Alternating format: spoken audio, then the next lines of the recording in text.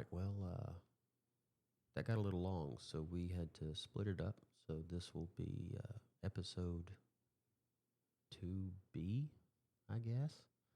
2A, the first one, 2B. There may be a C. I don't know. It may be like the Fast and the Furious series where there's just way too many of them, but, you know. All right. Here you go.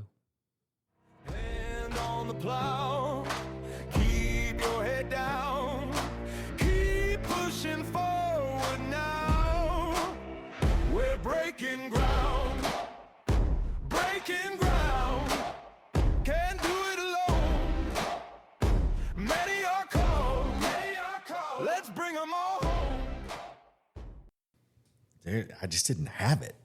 Like, I just didn't feel like I could connect.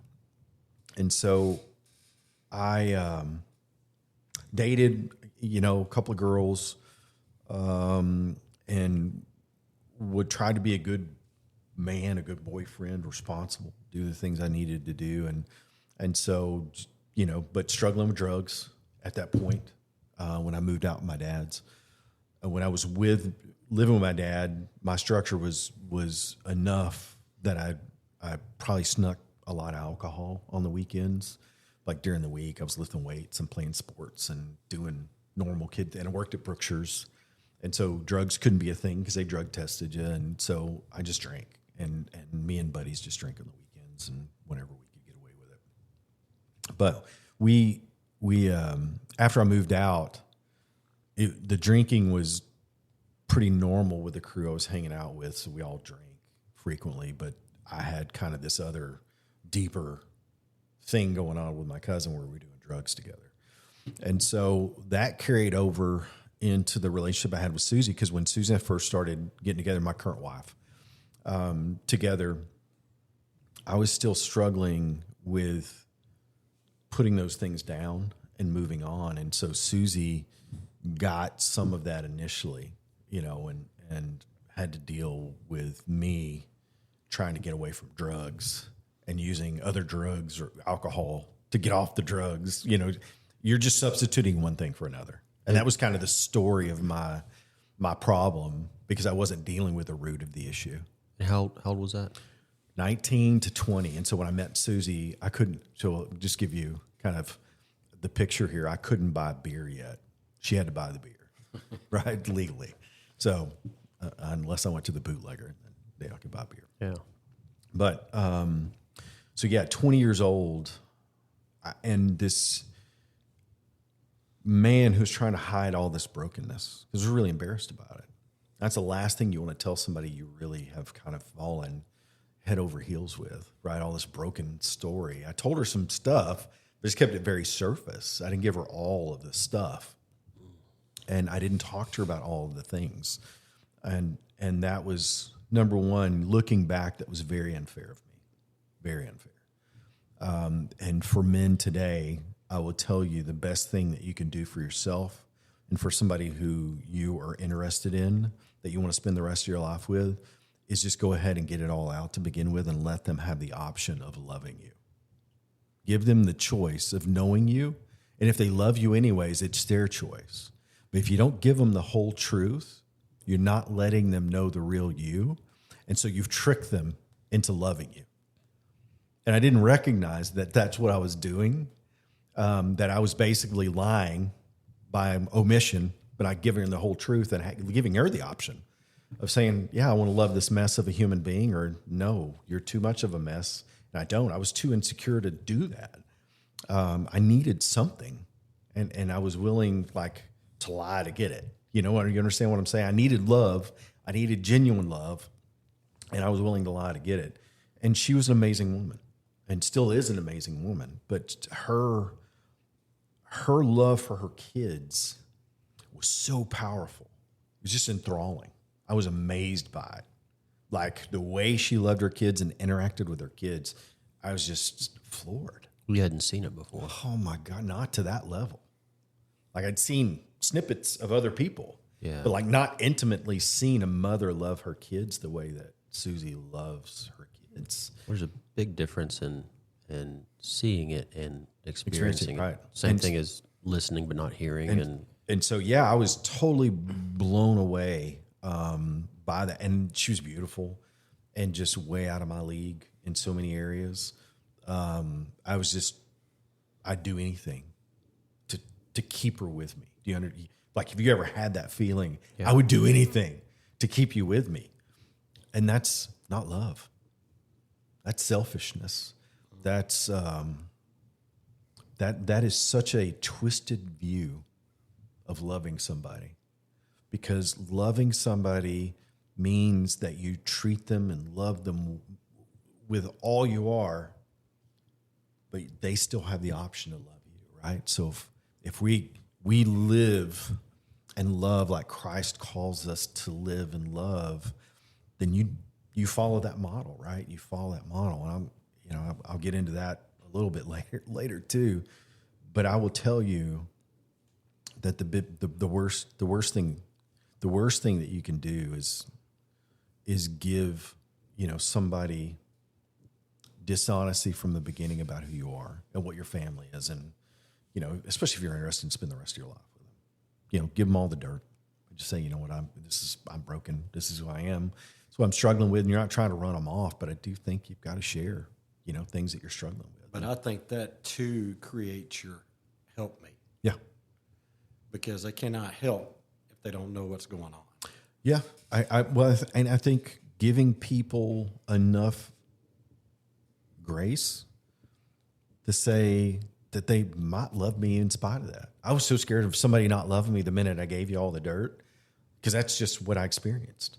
If I wasn't... I think a lot of us from that era experienced a lot of that. Yeah, I know you did. I don't think my story's crazy unique, but I do think, I do think there's some things in it that... Because I'm a 70s baby. I'm not going into heavy details on that either. But I think we all, like you said, just, because we don't realize what our parents went through. Right. To get broken. Right. I had no clue. And it wasn't open. Like, we didn't discuss it. Right. And neither did any of mine. But, man, through y'all. Yeah. Through Christ. Yeah. How we've broken that generational curse. Yeah. Man, it's a beautiful thing. It's so crazy that because you guys know that I take notes. Yeah. Almost religiously, someone might say. You're right. But as you were talking about, there you go. Yeah. As you were talking about mom's brokenness and that, I want to be clear that I'm not bashing mom. Yeah. I was thinking about generational curses, and what I wrote down was brokenness breeds brokenness until it realizes brokenness. Absolutely. Absolutely.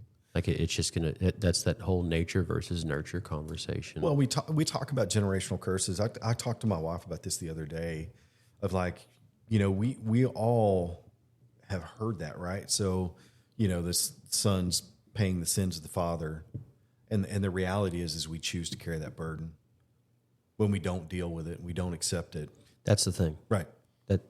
We don't have to carry that burden. Yeah, it's seeing it. Yeah. And addressing it. And if you have people in your life that love you, that know you come from a broken area, they'll tell you that. They'll tell you, hey, you don't have to carry that burden. Hey, that's not your burden anymore. Once you leave that back there, that's somebody else's burden. You don't have to carry that anymore. Yeah. And Jesus really is that, for me, Jesus is that core for me of like the one who said, I'm worthy. The one said, you don't have to take those things. You don't carry that into a place where I'm taking you. You don't bring your dead stuff in here with me. And he says it out of love. It's not, he's not telling you that because he's not angry. No, it's not an anger thing. He's just saying you can't be what I need you to be. You bring those things here. We can't travel with all that baggage. Brother, I'm going to tell you. Because it's too heavy. Yeah. So and I need you on your feet. So one of the things, been goofing around with this music stuff, and it's the way I journal. And so one of the things that hit me the other day was like I wrote, was like selfishness is really heavy. When you're weighted down because you're just stuck in your own head and your own problems and your own stuff, you're heavy. Those people are heavy. And I don't know if you sense them when they walk into kind of our men's group. You know, we walk into discipleship with us and somebody's carrying a bunch of crap that day and they're just in their own stuff. They're heavy. Their presence is heavy. And I don't know, the Holy Spirit kind of moves me, and sometimes I'll pick up on those people. And we've had a couple of guys that walk in and you sense that heavy. And I remember that heaviness on me too. Just the weight, man. It's the chains. And we talk about releasing chains. Selfishness drives that. You know, when you're all introverted and you're stuck in your own stuff, it just. I'm extroverted, and I've been selfish for a long time. Yeah. Until God got the chisel out and the hammer. Yeah. It's a heavy, yucky place, man. Bro. And we try to hide from it. I'm way lighter. Yeah. And the thing about Christ, brother, is you lay it down. You look at it, and you turn back around, and you walk away. Yep. What if everyone done that to each other out in this world instead of figuring out what they did wrong? Right. Man, what if we looked at each other and go, man, look what you've done right. Right. Right. That's just, it's kind of like that saying at one time, it takes 6 people to pick you up and put you in the ground when you're dead. Yeah. What if you walked out the door every morning and you had 6 people lifting you up? Right. Wow. I'm just looking for that one. Yeah. And that one, I've got it. His name is Jesus. Yeah. But I'm looking for one here on the planet that's going to lift me up because, guys, there's some negative people out there. Absolutely. They're looking for, they got stones in their hands ready to throw at you just because it takes the attention off of them. Yeah. Absolutely. If you're so mad, do a self inventory on yourself. Yeah. Put the rocks down. Close your eyes. Yeah. Go stand in the bathroom and look in the mirror. Yeah. And talk to that person. And talk to that person like you would somebody out there like you're mad at. Yeah. And see how it feels. Yeah. Hey, man. Well, and I think that, that selfishness, again, carries over when you're trying to survive. Gaylon, back to your point of being the same generation. Curse, yeah. That selfishness is a survival mechanism that we choose when you don't feel safe. And so you become very introverted and selfish. And so sometimes we choose paths based upon that selfish point of view that, you don't take into consideration everybody else. And for a dad or a husband, that sucks because you're not taking other people's stuff into consideration. You're not looking at the people that you said, hey, God, I accept a covenant between me, you, and this beautiful woman here, and I'm going to take responsibility for our family spiritually. I had no clue what that actually meant when I was doing it at 23. I wanted to know, and I wanted to be really good at it, and for a long time I was great at it. But what happened is because I didn't want, and I'm going to say this in the way I can say it. I just simply wanted my family to have better than I had. Right. And so all I knew how to do was not be a better husband or a better father. I knew how to be a better provider. Knew how to be a hard worker to get your mind off of all of my energy off of those dams that were leaking that residue. Right. And so what would happen is so I would put all my energy into providing, and the next career step and the next career step and the next career step, that became the priority. My family was way on back behind me. You done ran off and left them. Well, and then wonder why I would come home and everybody would be doing their own life because I chose to travel all the time and be gone all the time, and and then wonder why I would come home and I was screwing everything up, like normalcy for them, because they would be wanting to go out to eat. I'd be like, no. And we're like, what? We've been home all week, Dad. And I'm like, no, I just want to stay at home. I've been gone all week. I don't want to come home. And so I wasn't considerate. And so, who did we sound like then? As we look back, yeah, it's my, it's Yeah, We sounded like our our parents, right? Yeah. Exactly. Mine wasn't unfortunately providing for us. She was out drugging.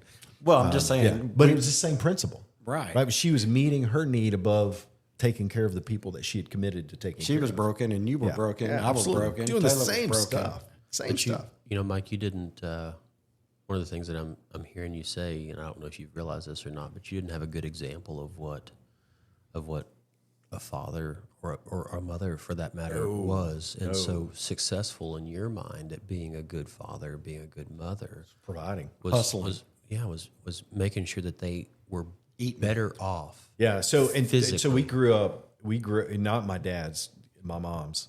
We grew up. I mean, what you think of white trash, trailer trash, Yeah. and cockroaches. Like I'm talking about, like infestations everywhere we lived. Sometimes power would be off. Sometimes it'd be on. Sometimes we had a washer and dryers. Sometimes they get hawked. Sometimes we'd have cars. Sometimes they get hawked. I mean, you never knew. Kind of like when you came home from school, what was going to be going on. And so, yeah, I didn't want that. And I thought that's what I had control over. You know, I set all that other stuff aside. I didn't realize it seeping out under the dam into my life and into my spirit and into my mind. I just knew that I had this drive to be better. Yeah. But better in context for me was providing. Yeah. And so I was a great provider And and a hard worker.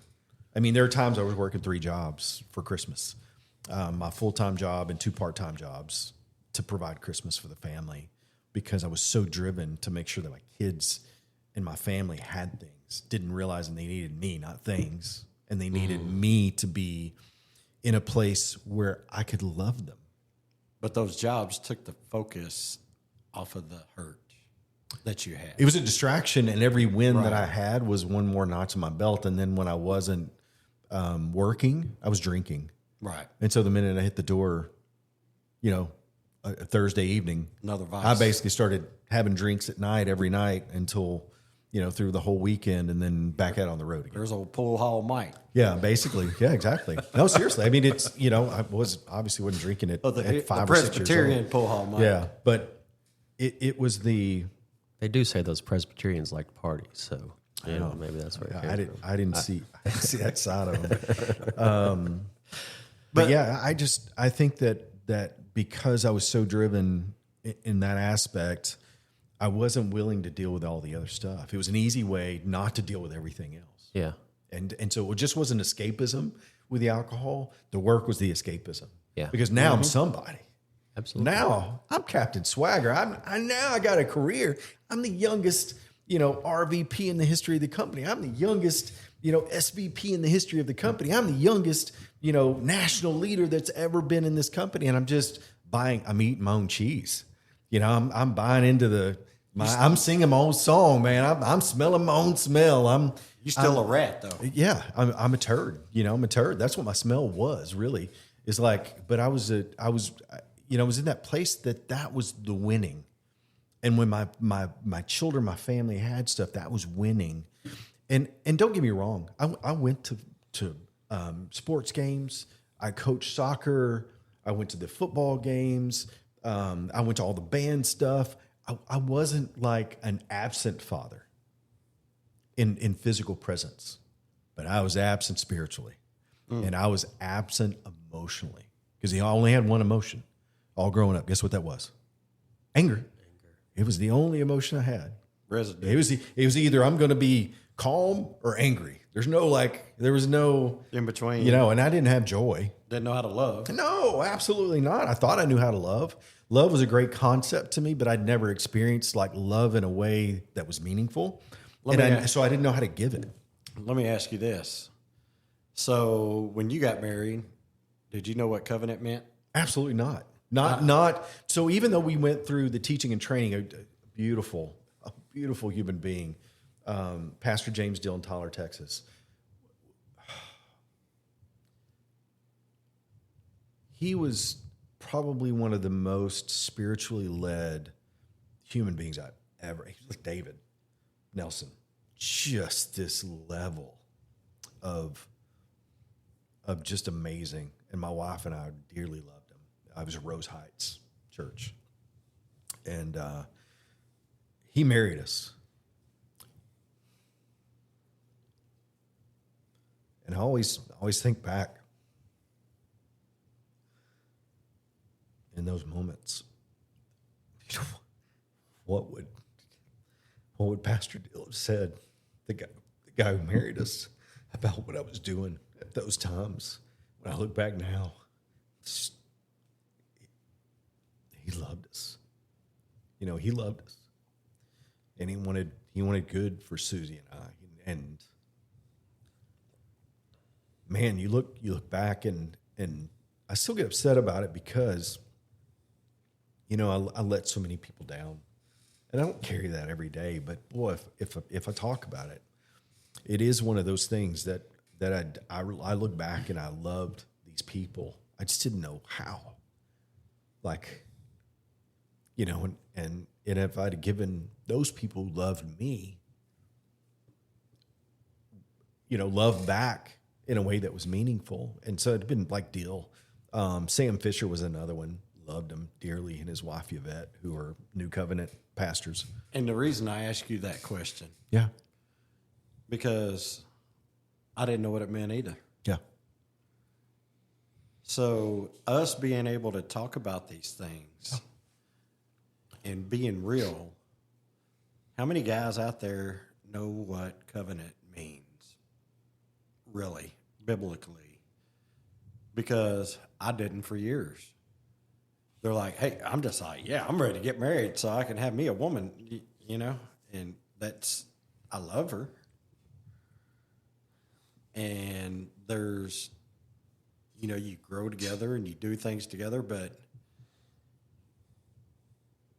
really just having somebody to break that down for me and go, son, do you understand? Because I was drinking hard and heavy at that time. Yeah.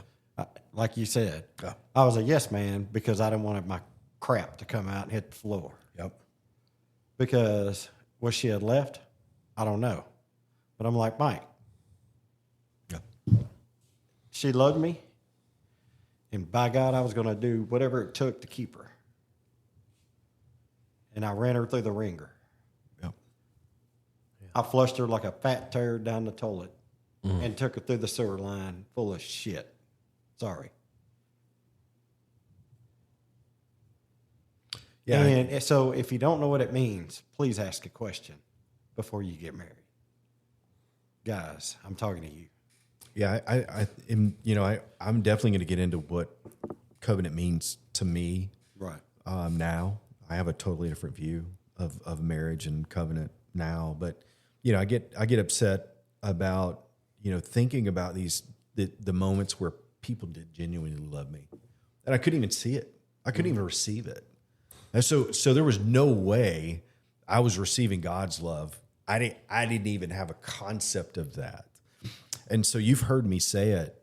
The first like true kind of piece of God's love that I ever saw physically present was Susie, my wife.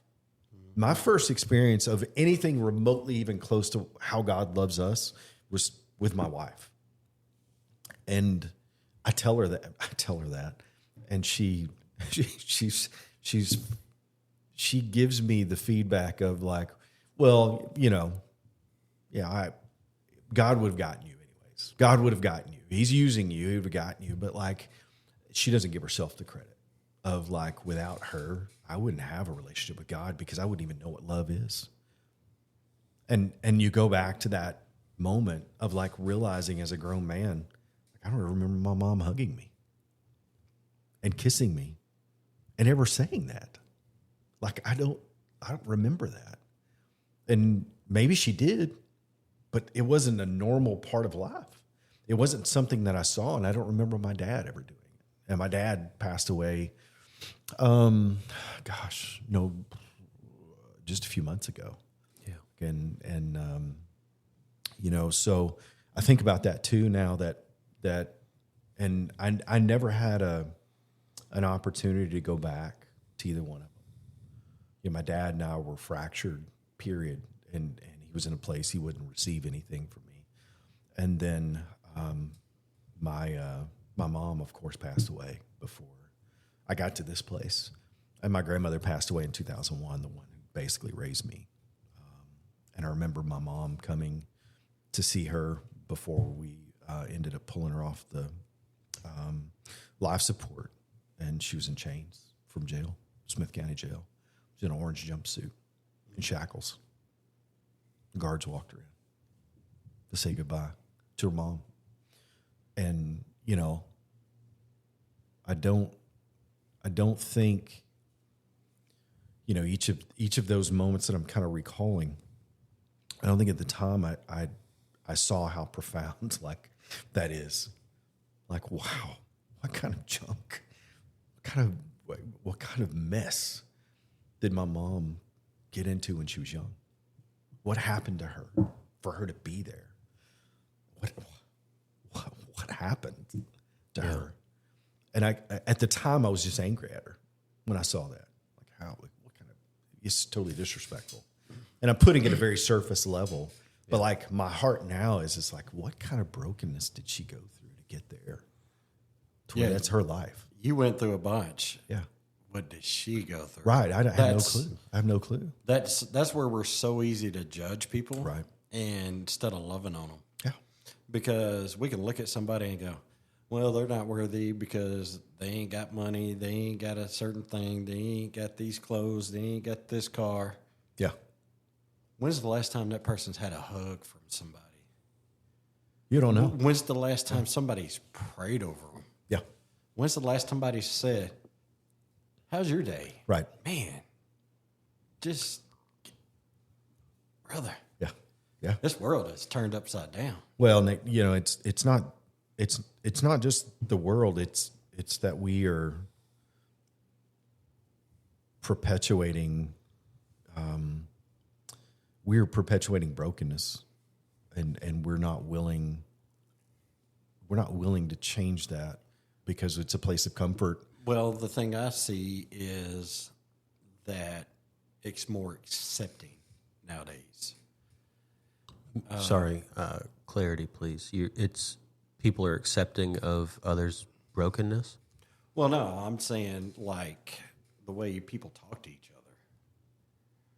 Yeah, I think you earlier. Sorry, you were talking about, you know, the anger thing and going in the bathroom and talking to that person in the mirror the way that you talk to people in public. I think if more people really viewed life as in, if I talk to this person this way, I'm probably going to get punched in the mouth. Right.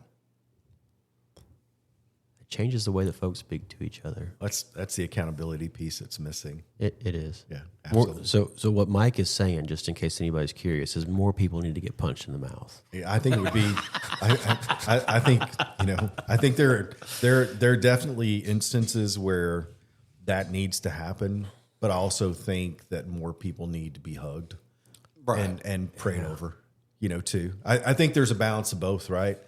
God sets us up a lot of times to be successful and make terrible choices, and we do terrible things, and we suffer for it, you know. And again, I'll go back to David and Samuel. He was punished. God punished him several times for things that he did, even though he was a man after God's own heart, right? So if a man after God's own heart is punished by God, don't you think that we justify when things don't go right, we make a bad decision, he allows for things to occur to correct us because he would rather deal with us physically and discipline us physically here while we're here so we can get to him for eternity. Yeah. He'd rather deal with us here and have us deal with our problems here so we're prepared to see him in eternity. He loves us that much. And so my wife and I have talked about that too recently about, you know, this great provider mentality was great, but it also enabled a lot of bad behavior with kids, that we were able to do things and be the saviors and and not let them kind of suffer their own consequences. Yeah. So I went the other way. You know, I went the other way of like, okay, well, I'm going to give my kids everything I never had. And so what happens with that is now they demand, they don't anymore, but like they demand a certain level of, there's this level of expectation, you know, that they have and a lacking of gratitude. We call that spoiled. Yeah, there was some spoiling going on for sure. Well, and I don't think anybody would blame you for that. Well, what I did was focus on that, and so I kind of get back on track with my story too. But I focused on that because that was a place that all I had to do was put in the effort. Yeah, I had to put in the effort and show up, and I was getting accolades. I needed the accolades because that felt like love to me.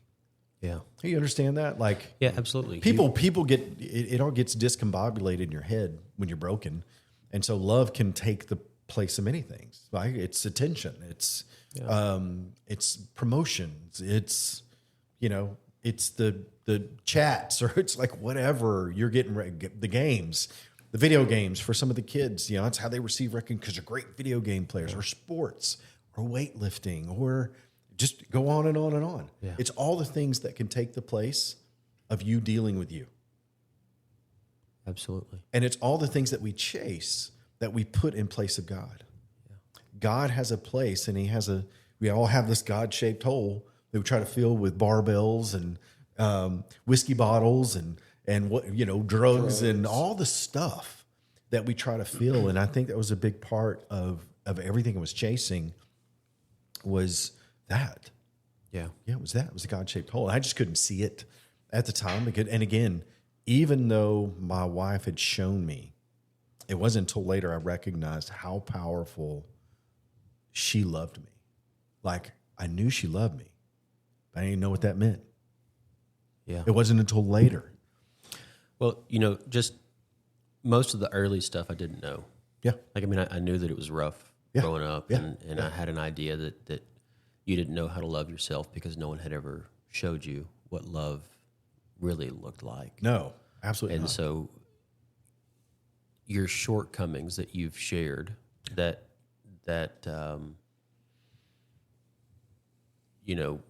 30,000 foot view of kind of the things that you've done against and to and around, and that has affected your covenant relationship. Absolutely. All of those things were, and correct me if I'm wrong, but those things were the precipice that allowed you to understand what love was. Yeah. And so if you would, just because we're at an hour and a half now, this is inevitably, there will be a part two to this. Right. Because there's some things that I haven't told you about what your testimony has done for my life. Yeah. And I know that David intends to share his part as well. Yeah. Just But with as angry as I got today, I'd be a puddle on the floor crying right now because I'm tearing up as I'm hearing you tell me or tell us about learning what love was through your wife, and because I know that story and that, oh man. So if you would, 30,000 foot view, the drinking and whatever it was that caused the rift in y'all's relationship. Yeah, so it was my wife trying to rope me back in. I think in a lot of ways, and she is one of those people that feels better when she has some control, and so I resisted control Absolutely. vehemently. I didn't want to be controlled. We're masculine, And so my instead of me being honest with her about how she made me feel, I'd just be resentful, and that ended up going out with me being unfaithful in our marriage, and happened several times, and I got to the point to where I had to tell her like all the truth about everything she didn't know about the past, and just say, okay, you have the option to love me or not love me. I never gave you this in the beginning. I should have, but now you have the option to love me or not love me. And if you want to leave, I understand. I don't want you to, but you have that right. And I think, at that point, she had some soul searching to do. I was at a place where I was trying to make good on being the man that I needed to be for my family. I Again, I'm saying for my family. Well, who's missing in that? Yeah. Right? You understand, right? So God's missing from that. So for you that need it all put together, I was trying to be the man that I needed to be for my family, not the man who God needed me to be or called me to be. God doesn't need us really to be anything. He wants us, desires us, and has created us for purpose. But we have the choice to do it or not do it, and that's called free will. So I still wasn't in that place where God was a part of that conversation. Still wasn't. So I struggled a long time after that, with the back and forth ugliness to one another. And bitterness about past stuff and anger towards one another. We didn't walk around yelling at each other all the time, but it's just this underlying, always underlying. And so in 2013, I fully said, I'm done with this life. Like, not suicidal, so please don't take it the wrong way, but I was just like done with this life. And I don't want to be this man anymore. And that's when I really said, God, I can't do this. I'm failing miserably, and I need you. And I genuinely need you. And so I started reading the Bible, and I started trying to understand God better. I just was open to whatever God was going to do in my life at that point. And so Susie and I made a genuine, there was a level of turnaround for us, and I thought we were both driving the same direction in a lot of ways, and she still had a lot of resentment and anger towards me, and I think at that point even unforgiveness, like if there was not forgiveness, and I'm trying to just do the things, and so what I learned through that was if I pursue God, then I don't allow other things to impact me. Right? If I'm pursuing God, then God becomes the priority, not Susie. Because what I recognized at that point, that I put all this weight on Susie to be God. And I'm saying that because she was what I was idolizing in my life. She was on a pedestal. Absolutely. She was the thing. Yeah. And if she was having a bad day, I was having a bad day. If I had a bad day, everybody's going to have a bad day. Yeah. And so I just was with her every emotional thing. If she was not having a great day, Pendulum swing. oh my gosh, I was the guy who was just swinging all over the place. I wasn't centered. And so I say that, when I talk to these guys about being centered, your wife doesn't need you to be the guy who responds to her emotions. She needs you, the guy, to be centered, to be stable, so she can come to you with her emotions. And we a lot often Would you say that again? Yeah. So they don't need you, right? They don't need you to be anything other than stable and centered, right? Man. You don't need to respond to their emotions. You need to be there so they can come to you with their emotions. So just like Jesus takes our burdens. Right. So we're getting into the covenant conversation. Yeah. So then you're saying, us as the husbands, we need to take the weight off of from the wives emotionally, and carry that weight, go dump it off. Allow them to have the emotion, because I will say this with all loving grace, that women are designed differently than men, and they are driven much more by emotion. Not that men can't be driven by emotions, but most of our emotions turn into anger and sadness and depression.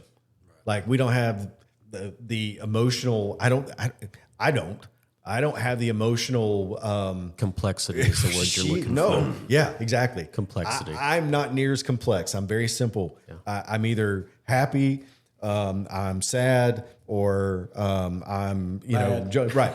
But there's a little lust in there every once in a while too. Right now, I just have joy. Yeah, and so joy, no matter what's going on, I always have joy, because ultimately I know I'm saved. I know my family is saved. I know my wife is saved. I know my children. I pray over them. If they're saved, that's their own walk. Yeah. But I pray that they all have accepted Christ. They all say they have accepted Christ. I want Christ to be their center. And so with that being said, I have joy knowing, number one, that God loves me. And I know what love is. Amen. Right? And I know love is often, for a man, rooted in sacrifice. Often, the love that a man can give his family is rooted in self-sacrifice. Period. We had an example of that, right? There's a few. There's a few of those. But one in particular is really, really profound. Well, and I think, man, that is so good, Mike. And so love has to be sacrificed. Right, absolutely. It can't. Absolutely. It cannot be anything. Otherwise, else. it's self-serving. Yes. Right? If you're not sacrificing self, then it's self-serving. Love is not selfish. No, can't be. Ephesians. You get into Ephesians, that conversation. I love Ephesians because it gives you all the context of the way that Christ commands us to love the way that he loves the church. And so now we're getting into the selflessness. But, you know, with Susie and I at that point, I was really focused on the selflessness of it all. And I did not want my life to be about me anymore. I wanted it to be about God and what God was going to do. And then what God would do in my family, my home, my marriage. And so we were involved with church off and on throughout our whole marriage. And Susie was raised in church. And her parents took her to all kinds of charismatic and kind of Pentecostal churches. And the only time, like I said, I went to church was really in the Presbyterian church as my grandmother's an employee.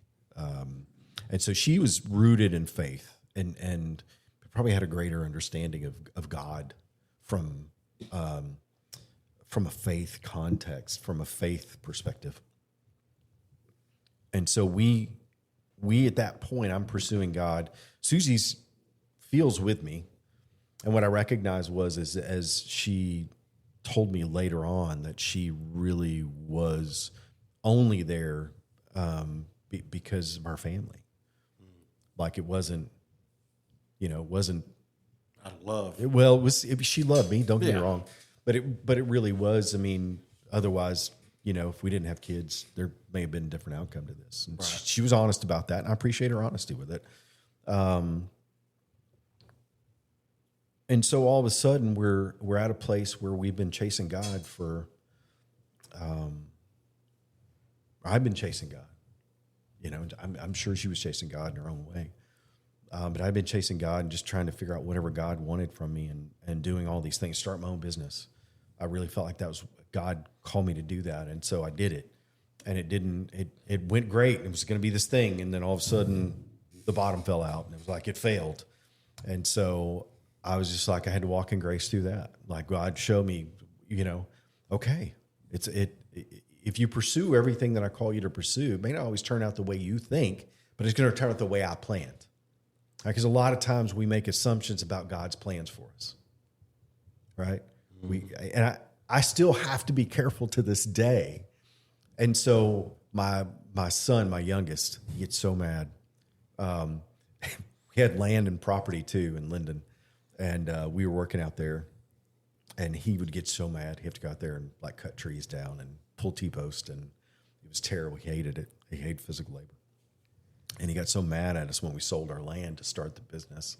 We wasted all that time out there on that land. Like we didn't waste any time. It was beautiful. We were all out there together. We were working, and I saw the value in it. And what I recognized is God's calling for each of us. If we don't assume it, if we don't assume what that calling is, and we're open to whatever He's going to do, you're always going to have the heart to find the lesson in it. Right? And if it fails from a worldly perspective, sometimes it's a win, right? It's a win from God's perspective because we learned the lesson we were supposed to learn from it. Sometimes that failure from the world is required to bolster your faith. Absolutely. Absolutely. It's meant to grow you, and that's the whole purpose of our relationship is growing with Christ while we're here in this physical plane. Is to grow our relationship with Christ and grow our relationship with other people because He calls us to love. And that's a concept that's foreign these days. I agree 100%, Gaylon, with what you said, that, love is foreign these days. There's not a lot of loving kindness out there on the roads these days. Not a lot of loving kindness out in public areas. And so I think when you approach people with loving kindness, they do one of two things. They're really appreciative of it, or they run away from it. Freaks them Because out. it's weird. It's weird and it's uncomfortable. And, you know, I used to be that guy. You approach me with loving kindness, I'd probably like push you away from me and go, get away. Get away. Because I couldn't receive it. And I have to give grace to those people because they can't receive it. They're in a place they can't receive it. I know exactly what that feels like. And so I've had people that are just weirded out, you know, but you try to love on them or, hey, can I pray for you or whatever? And it gets uncomfortable. But, you know, going back to what we were going through at the time, you know, Susie, looking back, was honest with me and resented me for a lot of things and was carrying resentment. So all that's built up, and she was going through a time where, you know, we're at a place where bodies are changing, we're you know, hormones are changing, everything's changing, and yeah, we got to that place exactly right before the men's group started, where, you know, we were at that place of like, okay, we're divided, and not just divided physically, but divided kind of in a mentally and spiritually place. And she just wanted time alone. And I don't understand hormones like that. I just don't. I've always given grace and empathy, and she had been going through like a place of that for a long time. You know, much younger, like in her 40s, started and kind of is, you know, precipice peaked in this point. And so she gave me a lot of honesty and harsh truth. And my only response was, you know what, I get it, I understand, and you have the right to say those things and feel that way, but I love you and I'm here, and you can accept me or not accept me. I don't really care. Like I can't control you. I love you and I want to be with you, and you're my partner, and you'll never know the impact that you've had on my life. I can never repay you. I can never thank you enough for it. And so I just chose to give her grace. And it's hard when somebody doesn't want to be around you. It's hard when you feel not wanted. And it's hard to be graceful. But what always came back to is I did that with God for so many years, with Jesus, with God for so many years, that, you know, I had to understand that. Like, why did I go through that? Well, because it was important for me to understand exactly what I put God through. You went through my action. You went through the swamp. Yeah. To get to the bluest, clearest water. Yeah. That you could find. Yeah. And now it's like you're on a sandy beach. Yeah. Well, my wife would literally want to be on a sandy beach 24/7. But I'm just saying, you know, it's like it's like you went through swamp water. But worse than that. But look what God did. Yeah. You know, that's what it's about.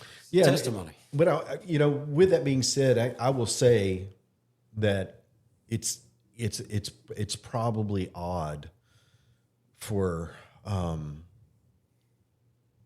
Susie and I to feel like we've done anything good for anybody else. I just be honest, you know, because of what we had to go through together and what we experienced together, and a lot of it my fault, and I will own my majority responsibility role as a man. By the way, he raised his hand. Yeah, for y'all that didn't see. Yes, it's on me. It's on me. But with that being said, what I learned to do was to not make life about me. Right. And so when selfless has to be. Can I have things that I like? And yeah, I like my Stanley Cup here. I like having it and carrying it around because it's durable. It's big. I can carry plenty of water around. Do I have things that I prefer? Yes. I prefer living in a nice home. I prefer living in a nice neighborhood. But it's all stuff. It's all things. And I respect God and his calling more than I respect things. Right? At this time of my life. And so I'm willing to go and do whatever God tells me to do. So the materials kind of bring us back to worldly things. Yeah. You know, that people just get so wrapped up Well, I've got to be a Jones. Yeah. And it's like I used to tell my kids, we're Johnson. Yeah. Y'all got screwed. Yeah. So y'all don't expect nothing better than what you get, because at the end of the day, you got plenty of clothes, you got plenty of food. Kind of like somebody said, if you gave one man all the money in the world and you asked him what else he wanted, he'd want a few more dollars. Yeah. What's going to happen when that person dies with a few more dollars? Somebody else is going to get his few more dollars. Well, somebody else is going to get those dollars, but that person did not live a life. No, absolutely. While they were here. Yeah. They lived selfishly Yeah.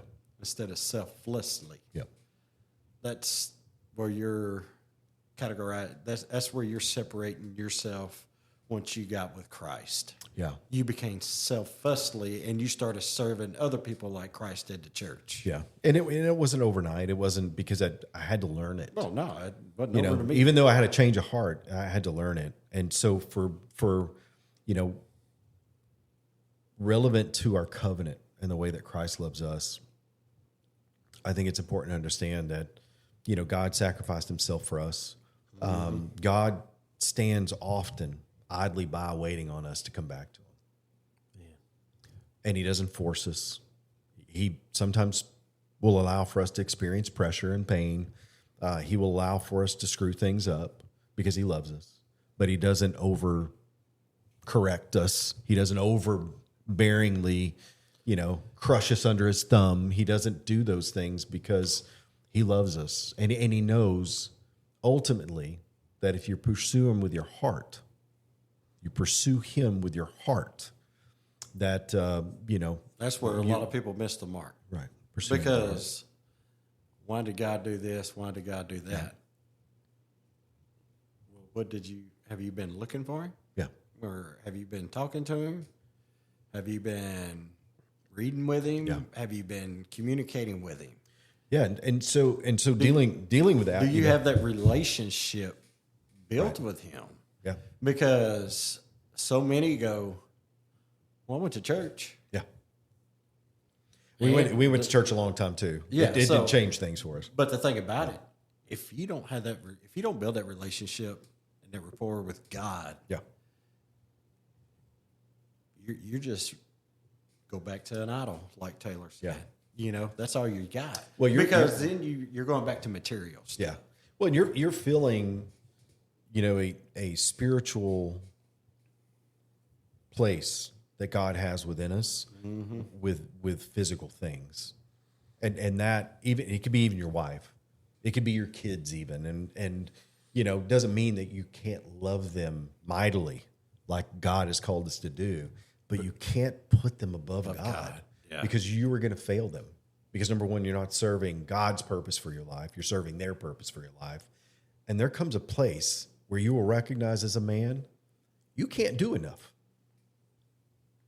You can't do enough. You can't earn enough. You can't do enough. You can't provide enough. You can't be there enough. I figured that one out too. Because you were chasing the hearts of a woman and children, and you're not chasing the heart of God, who is your identity.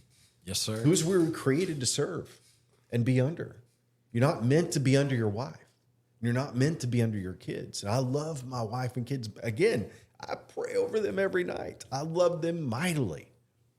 I will always be here for them, in a physical presence and beyond. If God allows me to be present and love my kids and that's the structure we can have, I will love them mightily. But I can't put them before God, because the minute I put them before God, I start serving their interests. Yeah. Right. And they don't know what they need. I don't mean that in a bad way. Yeah. If God knows what you need, right? We think we know what we need. We think we know what we want, Yep. but God knows what we need. And we have to put him as the priority if we're going to fulfill the needs of our family, because God is going to expect to work through you in your family's life. Yeah. Well,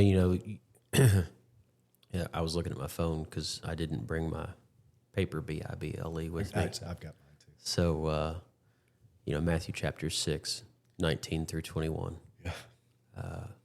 You know, for those of you that are not familiar, that those 3 verses are talking about where you store your treasure up. That's right.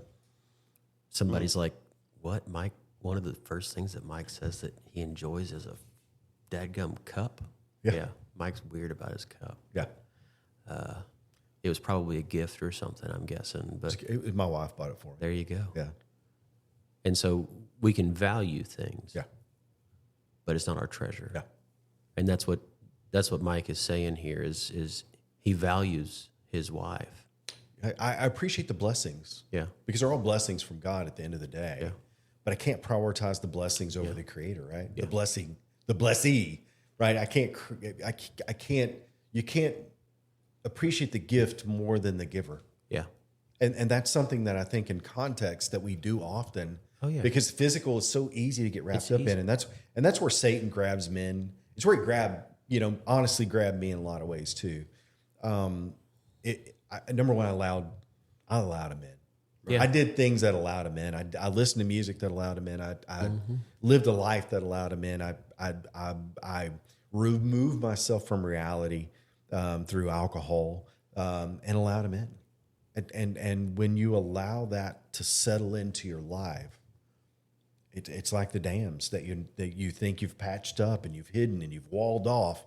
They come seeping out. They come through because you can't block them off. You've got to open them up and just let them flood out. And ultimately I had to do that. And it was terrible. It was awful because I had to admit to everything. I had to give her everything. And I would tell you, it was the most awful feeling to tell somebody that you love with all your heart how bad you treated them, that they didn't know. Yeah. It was miserable. It was miserable. It was awful. But I had to give her the truth because she gets to make the decision about if she wants to be with me. Yeah. And knowing it all. Yeah. The first time I heard you talk about that was at the very beginning. What year was it that Scissortail opened? It was 23. Okay, so I guess it was... Yeah, early 23. Yeah. So it was a year into Scissortail, Yeah. I guess. Yeah. Yeah. And so that's about, from what you're saying, is about the time that y'all went from being okay to the having to live on opposite ends of the house and things like that. Yeah. Yeah. I don't remember who it was. No, I do. It was Nathan Rogers was sharing his testimony and sharing kind of the fact that he had met his now wife and kind of where it was, and you had just shared something that, man, and I told you that I would tell you what the impact was at a different time, but what you said was, I never knew what love was until I saw the grace that my wife gave me, and then I had an understanding of what love truly was. Yeah. Because she chose to stay with me despite the fact that she couldn't stand me. Yeah. And so I guess maybe it was more than one time, but because I know that there was something in particular, I can't remember what it was now, but Nathan was struggling with something. Yeah. And you were just talking about the basis of love and understanding what it is, and that it's okay to love yourself. Yeah. But then, also dipping into the fact that, again, at that time, that was a woe is me session, Yeah. right? And, yeah, of course. Yeah, there were a few of those. Yeah. We had a few of those.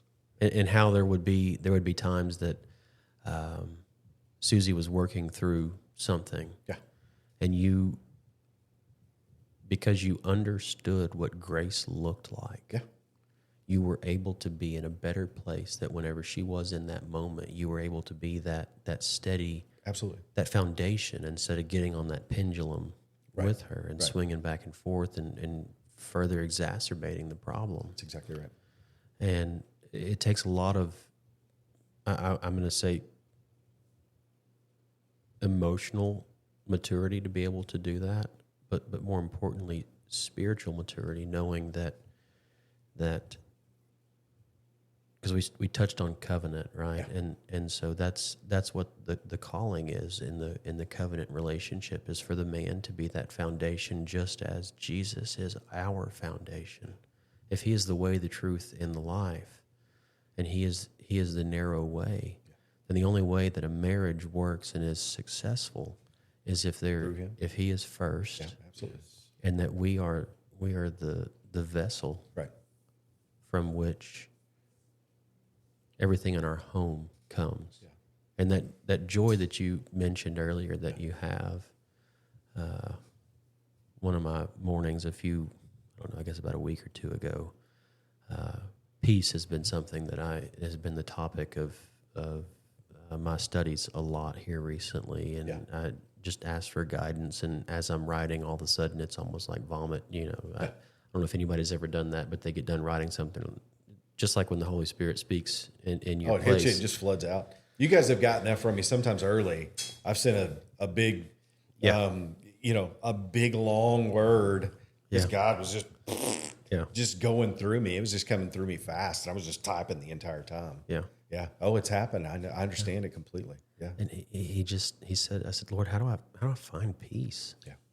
Because there's so much turmoil right now. Like I'm going the direction that I know that you've told me to go, and I have peace with that. But there's so much unknown, and what he said is that true peace comes when your flesh, the desires of your flesh, align with what my will is in your life. Amen.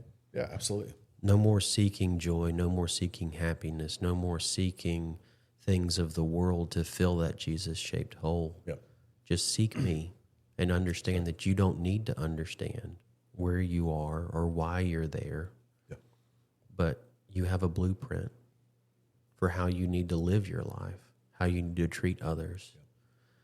And the most important thing is it's not easy. Yeah.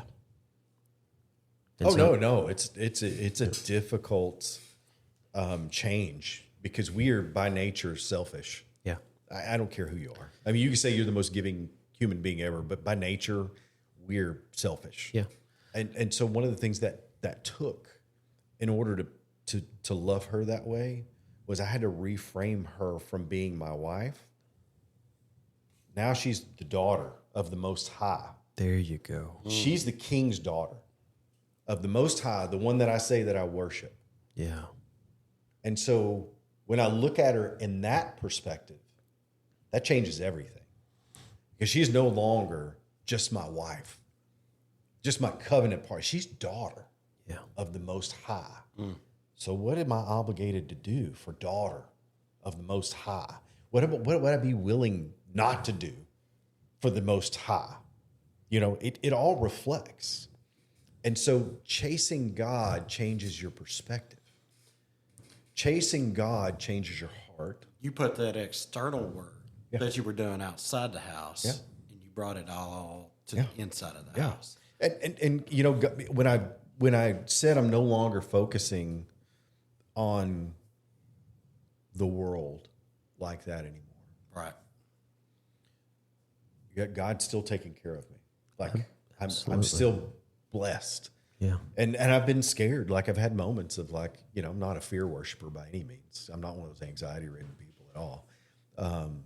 But I've had moments where I'm like, okay, God, I'm a little nervous. I know you got a plan. Yeah. I get a little nervous. Dad, Father, I'm a little scared here. But I know God has me.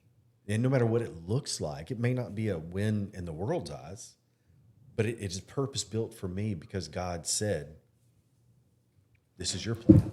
Yeah. This is your walk. This is your path. And so I think about that all the time, with if I'm struggling with kid or we got an attitude going on, or how am I supposed to treat Son of the Most High? Yeah. It's not just my son, Yeah. the Son of the Most High. So what am I supposed to do? Should have had steel toe boots on right now. Golly. And so if you're going to step on them, get on all 10. Yeah, I am. All 10. We're going to stand on business. Yeah. And so I think what I've learned as much as anything is change your perspective. When you chase God, it changes your perspective if you allow him to change your perspective. It reroutes your energy. Yeah, absolutely it does. To where you put it. Yeah. Yeah. Because now your energy then again comes back. Your energy is entering your house home. Yeah, absolutely. When you walk in that door now, Yeah. that you're Christ follower. Yeah. Yeah, I pray my wife no longer sees me as, oh my gosh, I wish you would just go back out of town. Yeah. Yeah, And yeah. so now Yeah. you want to put that She energy. smiles and she kisses me and gives me a hug, and it's genuine. I can tell that. Yeah. I So can tell. so now you get to put the energy back into your home, Yeah. back into your wife. Yeah. And when your kids do something, even though they're adults, here's the good thing about it. You get to teach them how to be a man. If they'll receive it, If they're, hey, they'll receive but, it. Yeah. but here's the thing. You get to tell them Yeah. and teach them how to be it. If they receive it, that's on them. Yeah. Because as you discussed earlier, me and you didn't have that Yeah. when we were young. We didn't have nobody teaching us how to be a daddy. Yeah. We didn't have nobody teaching us, hey, this is how you need to treat your wife. So you know, I'll give you. We knew how to follow our dad's footsteps and go drink. Yeah. Or whatever. Whatever. Yeah, whatever. Yeah, whatever it was. That's all we knew. Yeah. So and so I'll say this too. I think it's really important for men to understand that it will never be the words that you speak that are going to carry your kids through. It's going to be the actions that you showed them that carry them through. And so, you know, that's one of the things that my kids can look back and say a lot of things, but they knew I put it out there physically for them. I put it out there emotionally for them. I put it out there in prayer for them, you know, but I'm living that, you know, and they can see it through my actions now because they heard a bunch of words from me for a long time. Yeah. Oh, yeah. Now they need to see the physical actions every day, and they need to experience the change in attitude of me every day. Same with the wife. Because they're not with me every day. You know, Yeah. so kids are a little bit different because all my kids are grown now. We've got one that's back home. I love him dearly, but he's in that place of figuring it out, and I pray over him and pray with him, and we try to get him to understand our point of view. But he's at that place as a young man.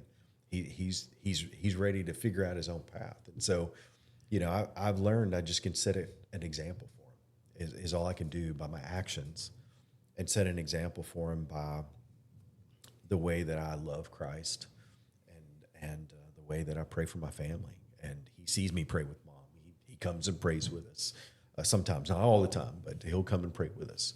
And that to me means more than anything, because they're getting to see what it means to be a man, and they're getting to see A dad, a husband. they're getting to see grace. They're getting to see what Real love. a change looks like.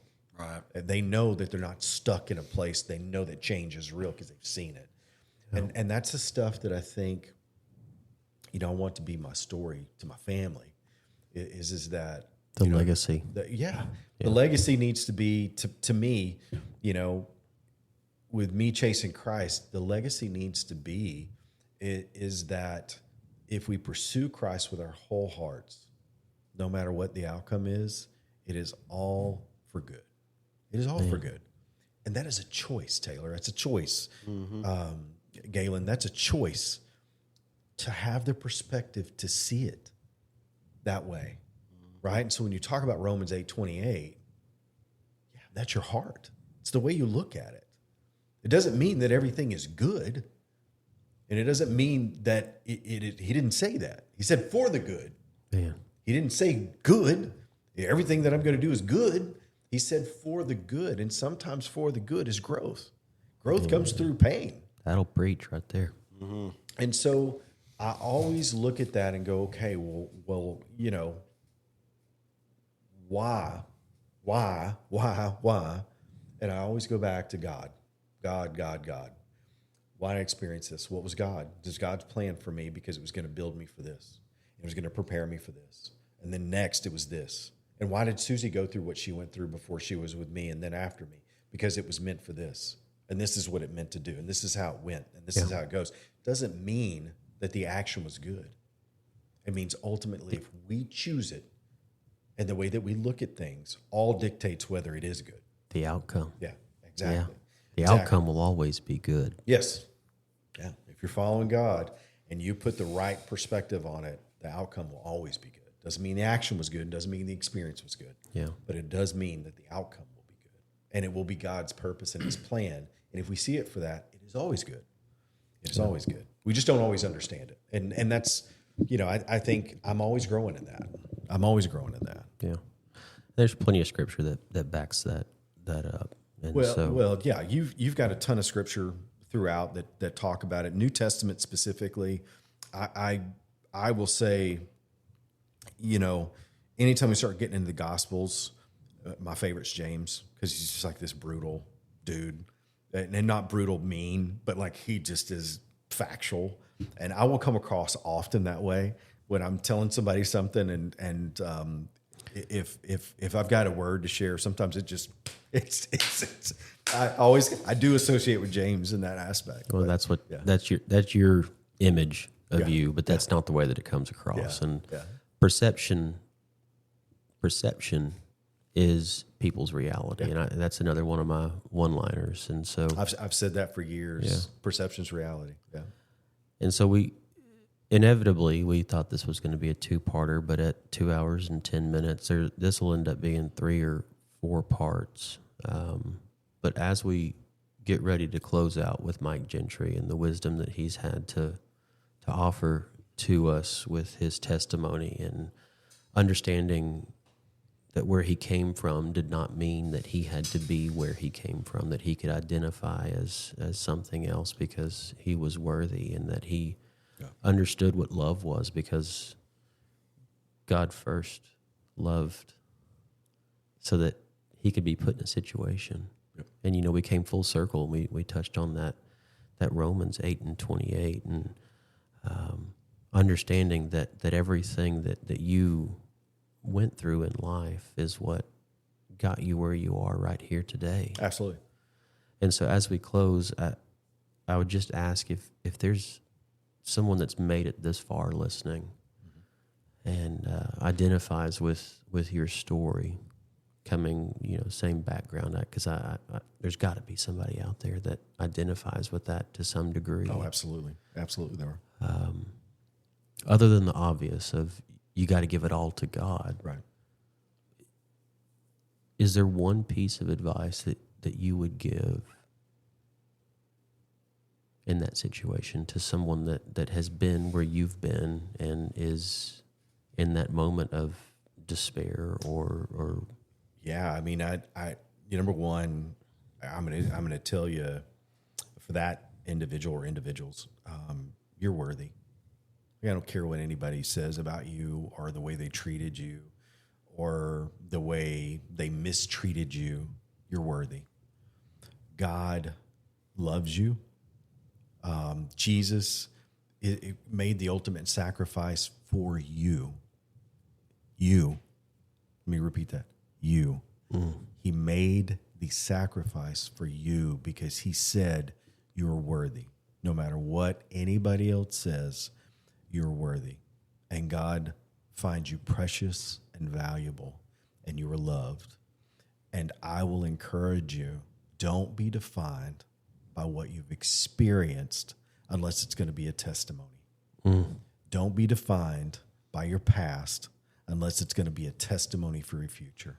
Because I will promise you there is no value in harboring anger, in harboring resentment, in harboring unforgiveness, in harboring hurt and pain and misery and confusion and a lack of understanding about why you went through the things that you went through. I am here to tell you, no matter what you experience, God's grace, mercy, and love is real. It is present. It is available for us all, and he will use your story to tell others about his goodness and his grace if you allow him. And so I just encourage you, don't devalue yourself because of what you've been through, what you've experienced, or even what you've put other people through. God has a purpose and a plan for all of us if we allow him to work in our lives. And so I just encourage you, soften your heart. Understand that you are loved and connect with people who want to help you. Don't be afraid. Don't be afraid to trust and love. Don't be afraid to let go of the junk. Let your guard down I lived with guards for a long time, and I just encourage those people who are struggling, let your guard down and open your heart to see what God will do in your life, because God, He will bring people into your life that will help you understand His presence. If you're struggling with understanding His presence, He's going to bring somebody into your life that's going to show you what His presence is about. I can't say it enough. And again, my wife doesn't like taking credit for it, but without her, I wouldn't have that understanding. I just wouldn't have that understanding of God. So just keep going, keep showing up. The hard part is keep showing up every day, but just keep showing up every day and keep deciding that you're going to not be defined by your past, and use it for your testimony. And you used the word broken. Yeah. And before I really got on my knees with God first of the year, I was broken. Absolutely. But God had to break me. Yeah. Did that hurt? It did. Yeah. Was it necessary? 100%. Yeah. Because what happened, He chiseled the old paint off. Yeah. The old war wounds. Yeah. He got the hammer and broke the dams. Yeah. That you're talking about. Yeah. And He washed that away. Yeah. Then He's rebuilding right now. We're in the rebuilding stage with me. Yeah. Man, He's beautiful. Absolutely. Gosh, if you can't stand in the doorway and want 1 foot inside, 1 foot out. No, you got to go all the way. You got to go all the way. You got to cross that threshold. Once you cross that threshold and get that full, just the fullness of what He can do for you, brother, it's a whole nother world. Right. And I pray for anybody that's out there right now listening. If you're halfway in, halfway out, make that move. Let God work you.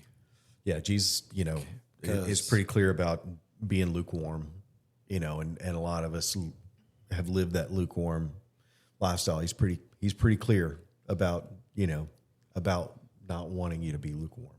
Yeah, and I've been lukewarm all my life, and now I'm a boiling pot of water. Yeah. And, man, He's good. That's a good word. Even when we're having a bad day, it's a good day. So I just pray for all those people out there that you do find your whole body, both feet on one side. And I hope it's with the side of Jesus, because He can really, really, really just do all kinds of miracles in your life if you just step up and let Him. So anyway, I know we got to close out. Since you're already talking about it, go ahead and be about it and pray us out. All right. Father, we just thank You so much for Your love and Your grace. God, I just pray that You just wrap up anybody that's out there that's hurting tonight, today, tomorrow.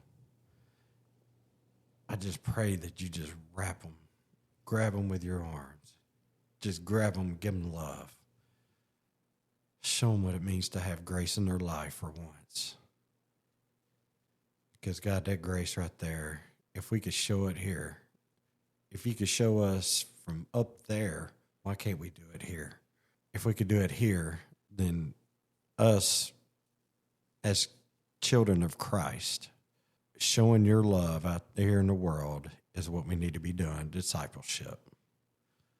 God, we just pray that anybody listening that hasn't accepted You or got a tug at their heart, we pray that they just come to You and step forward and get out of their comfort zone and accept You into their life and make You priority and get all the way in the house. Shut the door. Don't leave it open so your foot can go back out. God, we love You so much. Thank You for these guys. Thank You for Mike tonight. And we will have a continuation. God, just, man, thank You for changing me. Thank You for loving me and never giving up. It's in the mighty and holy name of Jesus we pray. Amen.